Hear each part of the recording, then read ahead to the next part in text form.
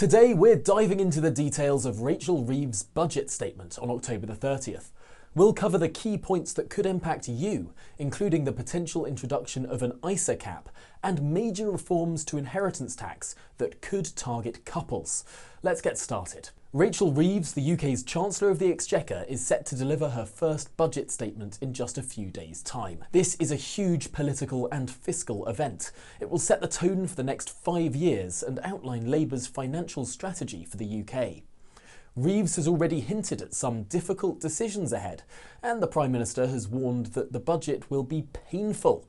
Keir Starmer said people will have to accept short-term pain for long-term good, and warned that those with the broadest shoulders will have to bear the heaviest burden. ISA cap changes. One very significant and unpopular change expected in the budget is reform to individual savings accounts, or ISAs. Currently, the annual ISA allowance is capped at £20,000. This means that you can save up to £20,000 each year totally tax-free in an ISA. But there's no limit on how much money you can build up in ISAs over a lifetime. Indeed, Britain now has more than 3,000 ISA millionaires, including many normal people on ordinary salaries, who have just relentlessly followed the rules and saved the maximum they could into their accounts since PEPs, these were the precursors to ISAs, were introduced way back in 1986. Somebody who started saving £200 a month, tax-free, 38 years ago and kept drip-feeding money into equities, returning 10% a year, would now have just over £1 million in their ISA. These accounts are very much for working people, not just the rich. There are different types of ISAs, including cash ISAs, stocks and shares ISAs, innovative finance ISAs, and lifetime ISAs. But the government is considering introducing, for the first time ever, a cap on the amount of money that can be held in an ISA tax-free. Rachel Reeves has previously backed a highly controversial plan that would see a £500,000 lifetime limit imposed on those tax-free accounts. That means that any returns, either via capital growth or dividends, held in an ISA above a set limit could be liable for capital gains tax or income tax. In other words, ISAs would no longer be tax-free. This proposal harks back to an idea that the Chancellor first floated way back in 2016, but analysts claim it could be dangerous for savers and that it would be reckless to do anything to discourage people from taking responsibility for their own future by putting money away regularly. ISAs have proven immensely popular, with 12.5 million adult accounts subscribed in the last financial year. But, say the experts, meddling with the ISA rules would make a simple, much-loved savings product confusing and would be seen as unfair. For decades, people have been encouraged to behave responsibly, save tax-free, build up a pot for a rainy day or major expenses like a wedding or a big family holiday, or even for care bills later in life. It would also be very complex and force lots of people who currently don't fill in a self-assessment tax return to start doing so. Less individual freedom, more bureaucracy, and more state intervention. And of course, more bills. So any changes to ISAs could have a very significant implication for the savers across the UK. Now on to inheritance tax reforms. Let's talk about inheritance tax, or IHT. Inheritance tax is a tax on the estate of someone who has died, including their property, their money, and possessions.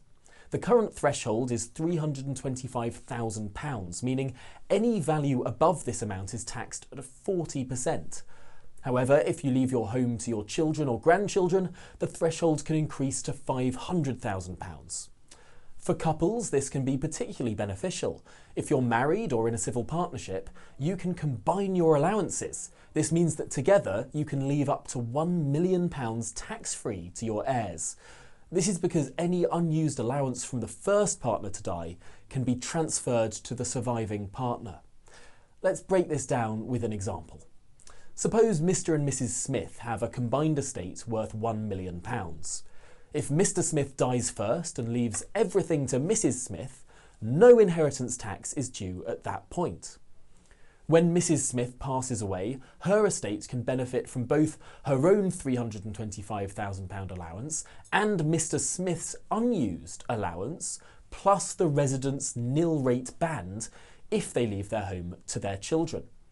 This effectively means their heirs could inherit up to £1 million without paying inheritance tax. Impact on couples. However, the Chancellor is reported to be considering changes which could reduce or even remove the precious spousal exemption, meaning a wife or a husband could become instantly liable for inheritance tax when their partner dies. If that were to be introduced, some grieving widows or widowers may have to sell their family homes, and in some cases leave the place they've lived in their entire lives to pay unwanted inheritance tax. This would be a significant change to inheritance tax rules that could impact grieving families across the UK. Industry experts have warned Rachel Reeves may impose a levy on spousal transfers, potentially ending the long-standing principle of a tax exemption for married couples and civil partners. This move could result in a £15.5 billion raid on estates. It would of course raise a lot of money for the Labour government to spend on its priorities, such as higher salaries for train drivers, but it would also be wildly unpopular. Even if set at a very high limit, it would make wives and husbands liable for their partner's death for the first time. What does this mean for you?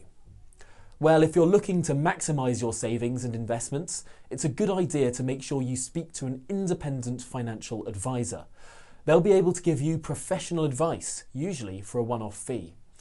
Every case is different, of course, but often ISAs make sense as they help to reduce your tax liability as you don't pay income tax or capital gains on any investment returns.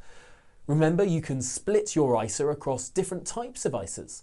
For example, you could put some money into a cash ISA for short-term savings and some into a stocks and shares ISA for long-term investments. For those thinking about estate planning, it's critical to think about inheritance tax, especially with Labour set to make changes to allowances and to exemptions. Most experts say it's not a good idea to make dramatic changes before the budget, as, despite all the speculation, nobody knows yet what the new rules will be. So again, the best advice is to speak to an independent financial advisor who can walk you through the tax implications for you and your family. One thing's for sure though, the Labour government wants to raise lots more money.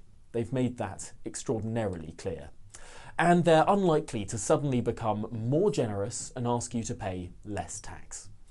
So be prepared, be alert, and watch what happens in this year's budget very, very closely. It could affect you and your family more than any other budget in decades. So in conclusion, Rachel Reeves's budget on October the 30th is set to bring some very significant and painful changes that could cost savers, families, and yes, working people a lot of money. By introducing an ISA cap and making inheritance tax more restrictive, the government is looking to raise billions. But that money has to come from somewhere, and it looks like it will be people. Lots of people who have assets. Here are the key takeaways. 1. ISA cap increase. There may be a lifetime limit introduced on ISA savings, leaving you liable for a large tax bill in the future, especially if you invest over a long period of time. 2. Inheritance tax. Well, couples may no longer be able to share their allowances on their death or face a cap, which could mean paying tax when your spouse dies. 3. Financial planning. Above all, don't try and second guess what Rachel Reeves will do. Speak to a financial professional to help you make calm, logical decisions for the future. And, if you can, find a way to keep more money in your pocket so you and your family can have a secure future.